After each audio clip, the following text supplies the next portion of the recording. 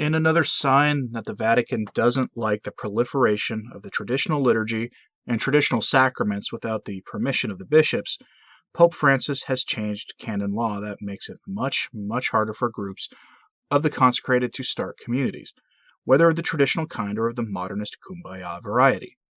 This is clearly an attempt at stagnating growth of the traditionalist movement, which is growing literally everywhere, and too quickly for the tastes of some. The demand is clearly increasing, especially as groups from across the spectrum keep offering the Mass and sacraments when others recently were not. These groups all represent, to one degree or another, the great defense of the faith against modernism and all that the ideas of Teilhard de Chardin stood for. Today I'll get into the details of that story so we can make some sense of what is going on. The ins and outs of the canons of the Church are not something most Catholics understand, even if they profess that they do, though this change of how the Church operates is fairly straightforward.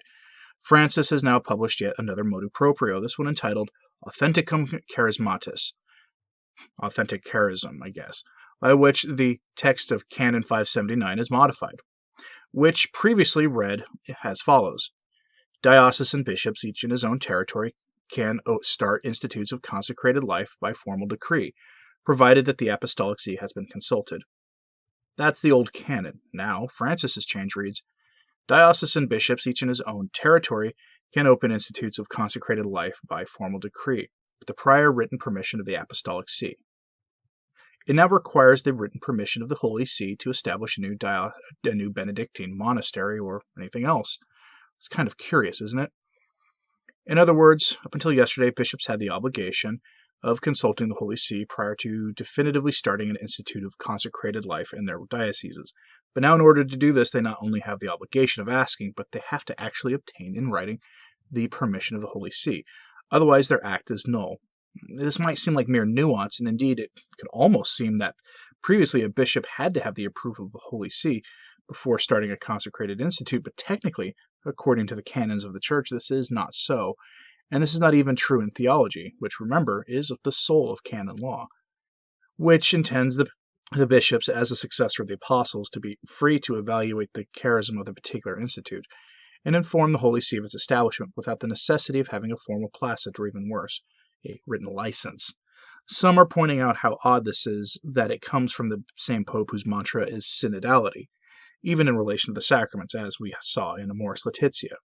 Remember, we had a synod on synods not that long ago, and synodality is at its most basic level a strange recognition by the Holy See that the bishops acting together can have huge amounts of authority in the Church well beyond their own dioceses. Yet this move clearly is putting the brakes on that, at least in this one fairly narrow but far-reaching aspect of life in the Church. Now, why is that? Because the traditional liturgy is growing, and one place it is growing is among the consecrated communities, among the monks and nuns who spend their lives in prayer and labor for the Church. The men and women whose lives are a model for all of us. If Summorum Pontificum is ended, the main hypothesis is that all authority over the liturgy will go back to the local bishop, but the nature of communities of monks and nuns and the like leaves an area of uncertainty and ambiguity in all that. Hence this action. For my money, this is done strictly out of concern about the rise of the pre-conciliar sacraments. If you are not familiar with a traditionalist parish, like the Fraternity or the SSPX or anything else, it's not only the traditional Latin Mass, but the baptisms are done in the pre-conciliar form, confession, everything. And now we've seen all this before, though, with groups of nuns and monks coming under intense pressure from Rome to adopt the post-conciliar approaches to consecrated life. Cardinal Burke recently spoke about the growth of pre-conciliar sacraments, especially the Mass, at a conference recently. According to Burke, there are, in the hierarchy, those who want to go beyond, giving all supervision of the Mass to the liturgy, and instead would definitively abrogate the Latin Mass, because those contradicting the Depositum Fidei are permitted to do so, so his hypothesis goes. Those who would seek to end the Mass of the Ages are emboldened. We're looking at you, Jimmy Martin.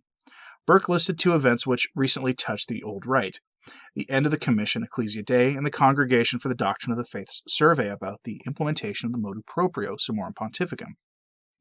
For Burke, the reasons for both are not immediately evident, but he doubts the Vatican's version that these were simply routine administrative acts. Recently, there have been stories promulgated by various people saying that this survey is nothing to be concerned about, that the bishops have seen some value in keeping the Latin Mass available in their dioceses, and I'm sure for some of the bishops who are indifferent to the whole issue, they have seen some value, but it's not true in all cases. Remember my thesis about this story, that Summorum Pontificum will eventually be suspended, putting the control of the liturgy squarely in the hands of the local bishop. Under Summorum Pontificum, the bishop cannot deny the faithful the traditional liturgy if there is enough demand, and priests have the right to say the Mass using the 1962 Missal if they so choose. While it's not being enforced, some bishops acknowledge it even if they don't like it. Under what is likely coming, the bishops will have total control, which will mean no more diocesan Latin Masses. The FSSP either being dismissed from some dioceses, which can happen already, or, as some suggest, being forced to modify the traditional liturgy. Keep your eye out in case that happens. Not to mention the traditional communities, which is where the control is being exercised first, for the most part because these groups are well outside the eye of the vast majority of the faithful. In some areas, these groups thrive.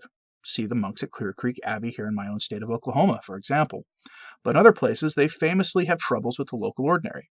I've covered numerous cases of that in the past, and we can expect to see more of it in the future. This change to the canons makes it clear that the Vatican is trying to nip the growth of these organizations in the bud now. They have every reason to be concerned, too, as the traditional groups are growing, either in the seminaries or in the orders, while the modernist ones are withering. Modernism is self-defeating in the long run, and tradition is growing. We know this without a doubt, and the modernists know this as well. What would a real renewal in the church look like, though?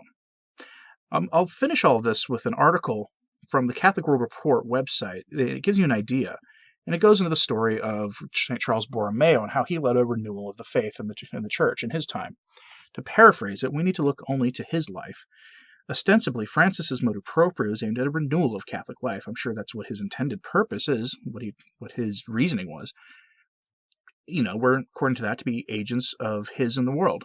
St. Charles offers a slightly different path.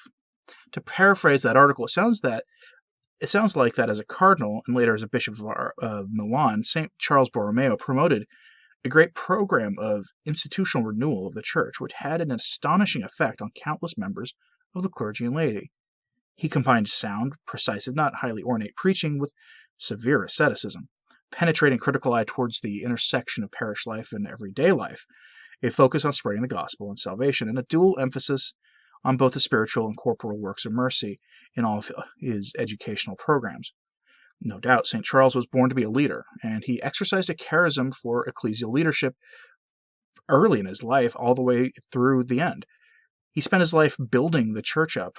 At the core of this was a recognition that our lives as Catholics are to be led as witnesses for our blessed Lord Jesus Christ, and how we worship is as critical as how we act, and how those two are inseparable. Does Francis's new motu proprio recognize that? Maybe. It seems doubtful, though, as this action comes from a place that almost certainly seeks to see the ending of the preconciliar Mass, or at the very least the preconciliar teaching in favor of what I talked about yesterday. The magisterium of Francis, whatever that is. The local bishops are a useful way of attaining all that. But what do you think about this? Am I off base in thinking that this is all about the Mass and the other sacraments in their preconciliar form?